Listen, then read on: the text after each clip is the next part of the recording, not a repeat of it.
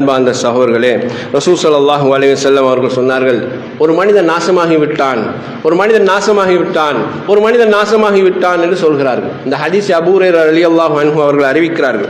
அப்போது கேட்ட, யார் ரசூலல்லாஹ், எந்த மனிதன் நாசமா போனான், ஏன் நாசமா போனான், ஏன் நஷ்டவாளியாகினான் என்று கேட்டபோது ரசூலுல்லாஹ் சொன்னார்கள், மன் அத்ரக வாலிதைஹி இந்தல் கிபர் அஹதுஹுமா அவ் கிலைஹிமா சும்ம லம் யதுகுலில் ஜன்னah.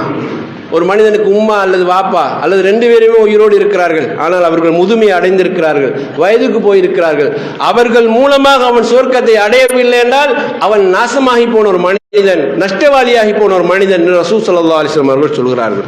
அன்பார்ந்த சகோதரர்களே, நாம் சென்ற குத்பாவிலும் சொன்னோம், ஒரு தாயின் தகப்பன் முதுமை அடைந்தால் என்னென்ன மாதிரியான அவஸ்தைகளுக்கு எல்லாம் ஆளாகிறார்கள் என்று. ஆனால் அல்லாஹ் தஆலா அந்த தாயும் தகப்பனும் படக்கூடிய அந்த முதுமையுடைய நேரத்தில் தான் உங்களுக்கு சுவர்க்கத்தை கொண்டு மிக நெருங்கிய நன்மாராயத்தை தருகிறான்.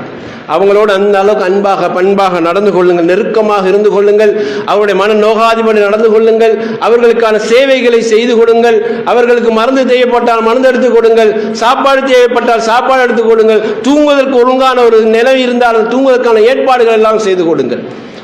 அவங்களுடைய துஆவை தான் நீங்கள் அந்தி பொழுது வரைக்கும் நீங்கள் எதிர்பார்த்து நிற்க வேண்டும், கேட்க வேண்டும். அதன் மூலமாக சொர்க்கத்தை அடையுங்கள். அப்படி அடையவில்லை என்றால் நீங்கள் நஷ்டம் போன மனிதர்கள் ரசூல் ஸல்லல்லாஹு அலைஹி வஸல்லம் அவர்கள் சொல்கிறார்கள். அன்பார்ந்த சகோதரர்களே, எங்களுடைய பெற்றோர்களை கண்டால் அவர்களை நாங்கள் எழுந்து நின்று வரவேற்க வேண்டும். நாம் உட்கார்ந்து கொண்டு உம்மா வாங்க வாப்பா வாங்க என்று அழைப்பதாக இருந்தால் அது மோசமான பண்பு. என்ன வீட்டுக்கு என் உம்மா வர்றாவா, என்ன வீட்டுக்கு என் வாப்பா வர்றாரா, நான் எழுந்த இடத்திலிருந்து எழுந்து போய் அவர்களை வரவேற்று அந்த சீட்டில் உட்கார வைக்க வேண்டும், என் கதிரையில உட்கார வைக்க வேண்டும். அதுதான் தாய்க்கு தகப்பனும் கொடுக்கக்கூடிய உச்சக்கட்ட மரியாதையும் கண்ணியமாகும். அவர்களுக்கு இந்த நேரம் ஒதுக்குங்கள் சகோதரர்களே. உங்களுடைய வியாபாரத்தில் நீங்கள் பிஸியாக இருக்கலாம், குடும்பத்தில் பிஸியாக இருக்கலாம், ஆனால் ஒவ்வொரு நாளும் ஒரு நேரம் என் தாயும் தந்தையோடும் நான் மகரிபுக்கு பிறகு இஷாவுக்கு பிறகு நான் உட்கார்ந்து கொள்வேன், அவர்களோடு ஆசுவாசமாக நான் பேசுவேன், அவர்களோடு கதைப்பேன், என் பழைய அனுபவங்கள் எல்லாம் நான் பேசுவேன், நான் குழந்தையாக இருந்ததெல்லாம் பற்றி கதைப்பேன், அவர்களுடைய பழைய அனுபவங்கள் எல்லாம் நான் பேசுவேன். அவர்களுக்கு அப்படியான ஒரு சந்தோஷத்துக்காக வேண்டிய நேரத்தை ஒதுக்கி கொடுங்கள் சகோதரர்களே. அவர்களை வெளியில் அழைத்து செல்லுங்கள். வயோதிபமான வீட்டுக்குள்ளே இருக்க வேண்டும் என எதிர்பார்க்காதீர்கள். பூங்கா பக்கமோ பீச் பக்கமோ அவர்கள் கண் கவர்ச்சியான இடங்கள் இருக்கின்றனவே, அங்கெல்லாம் அவர்களை பிள்ளைகளோடு அழைத்து செல்லுங்கள். அவர்களுக்கு மிக சந்தோஷமாக இருக்கும். தன் பிள்ளைகளோடு தன் பேர பிள்ளைகளோடு இப்படி நேரம் கழிப்பதை தான் அவர்கள் பெரிதும் விரும்புவார்கள். அவர்கள் இபாதத் செய்வதற்கு இந்த நேரத்தை ஒதுக்கி கொடுங்கள்.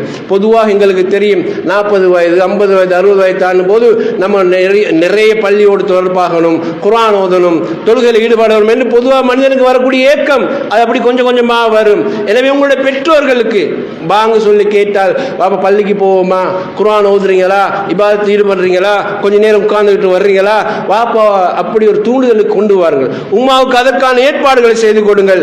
இபாதத் செய்வதற்கான அந்த ஏற்பாடுகளை கண்டிப்பாக செய்து கொடுக்க வேண்டும். வீட்டில் ஏதாவது விசேடங்கள் நடக்குமாக இருந்தால், விசேட நிகழ்வுகள் நடக்குமா இருந்தால், என் உம்மா வாப்பா தான் முதல் சீஃப் கெஸ்ட், அவங்க முதல் மரியாதையாக முன்னாலே வைத்துக் கொண்டு நாங்கள் நல்லதை எல்லாம் பேசுவோம், அவர்கள் சில ஆலோசனை கேட்போம் என்று பேசுங்கள்.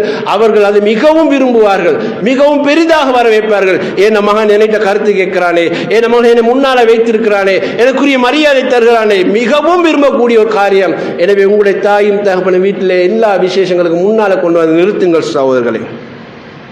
அதே போல பெருநாள் தினம் ஒன்று வந்துவிட்டால், ஒரு வீட்டில் 3 பிள்ளை 4 பிள்ளை என்று இருந்தால் 4 பிள்ளையும் உமா அப்பா கிஃப்ட் கொடுக்கத்தான் வேண்டும், 4 பிள்ளைகளும் உமா அப்பா உடுப்படுத்து கொடுக்கத்தான் வேண்டும்.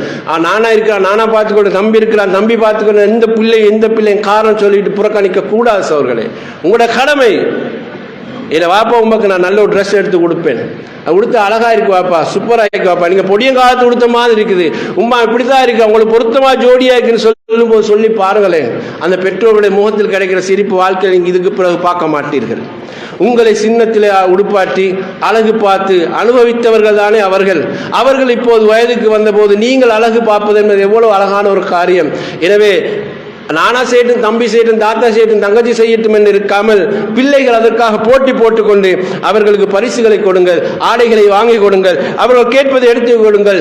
நோய்வாய்ப்பட்டால் அவர்களுக்கு முந்திக் கொண்டு மருத்துவம் செய்வதற்கு நீங்கள் முந்திக் கொள்ளுங்கள். ஏன்னா வாப்பா என்னோடு இருக்கட்டும் என்று பிள்ளைகள் எப்போது போட்டி போடுகிறார்களோ அப்போதுதான் அந்த குடும்பத்துக்கு ரஹ்மத்துடைய வாசல் திறக்கப்படும் சோர்களே. ஏன்னா வாப்பா என்னோட தான் இருக்கணும், ஏன்னா உம்மா என்னோட இருக்கு, போட்டி போடுங்க, அதுதான் நன்மை. அக்ரபில் ஜன்னah, அதுதான் அந்த விவகாரத்தில் நீங்கள் ஈடுபடுங்கள் சகோதரர்களே. தங்களுக்கென்று ஒரு குழந்தை கிடைத்ததற்கு பின்னால் அந்த பிள்ளை தான் தங்களுடைய வாழ்வு என்று வாழ்ந்தவர்கள் தான் இந்த வாப்பாவும் எங்களுடைய பெற்றோர்கள். பெற்றோர்கள் எவ்வளவு தியாகம் செய்கிறார்கள் என்பதை பிள்ளைகள் புரிந்து கொள்ள முனைவதில்லை. ஆனால் அவர்கள் புரிந்து கொள்ள முற்படுகிற போது உம்மா பாப்பா உயிரோடு இருப்பதில்லை. பெற்றோரின் அன்பையும் பாசத்தையும் பிள்ளைகள் தப்பாக பயன்படுத்துகிறார்கள். ஒரு நாள் வரும், அந்த நாள் அந்த பாசத்திற்குள் புதைந்திருக்கும் வலிமை அவர்கள் அறிந்து கொள்கிற போது பெற்றோர்கள் உயிரோடு இருப்பதில்லை சகோதரர்களே. பெற்றோர்கள் இரக்கத்தையும் நேசத்தையும் தங்களது தவறுகளுக்காக சில பிள்ளைகள் பயன்படுத்துகிறார்கள். தாம் விட்ட தவறை அவர்கள் உணர்கிற போது, அதனை சரி செய்து கொள்ள முனைகிற போது, அப்போது பெற்றோர் வாப்பா உம்மா உயிரோடு இருப்பதில்லை சகோதரர்களே. கோழி தன் குஞ்சுகளை அரவணைப்பது போல், கோழி தன் குஞ்சுகளை அடைகாப்பது போல் பெற்றோர் பிள்ளைகளை ஆறு தழுவி பாதுகாப்பு கொடுக்கிறார்கள். அந்த அரவணைப்பில் உள்ள சுகத்தையும் பாதுகாப்பையும் பிள்ளைகள் விளங்கிக் கொள்கிற போது பெற்றோர்கள் உயிரோடு இருப்பதில்லை சகோதரர்களே. தாயின் மடியில் கிடைக்கும் தூக்கத்தையும் தந்தையின் அரவணைப்பில் கிடைக்கும் இன்பத்தையும் மீண்டும் ஒரு முறை பிள்ளை தேட ஆசைப்படும். அப்படி தேட ஆசைப்படுகிற போது பெற்றோர்கள் உயிரோடு இருப்பதில்லை சகோதரர்களே. உயிரோடு இருக்கும் காலத்தில் உல்லாந்தமாக சந்தோஷமாக இருக்க பிள்ளைகள் தெரிந்து கொள்வதில்லை. மௌத்தாகி அவர்கள் மண்ணறைக்கு போனதற்கு பின்புதான் மனம் நொந்து போய் கண்ணீர் வடித்து ஏக்கம் கொள்ள ஆரம்பிக்கிறார்கள். பெற்றோர்கள் உயிரோடு இருக்கிற போது அவர்கள் இமைகளை பாதுகாப்பது போல், மலர்களை தழுவது போல் அவர்களை நீங்கள் பாதுகாத்துக் கொள்ளுங்கள். அவர்கள் இம்மை மறுமைக்காக இருகரம் ஏந்தி துவா செய்து கொள்ளுங்கள். பிள்ளைகள் செய்யும் கடமைகள் சகோதரர்கள் இவை அனைத்தும் மறந்து விடாதீர்கள். அல்லாஹ் ரப்பல் ஆலமீன் அந்த பாக்கியத்தை எனக்கும் உங்களுக்கு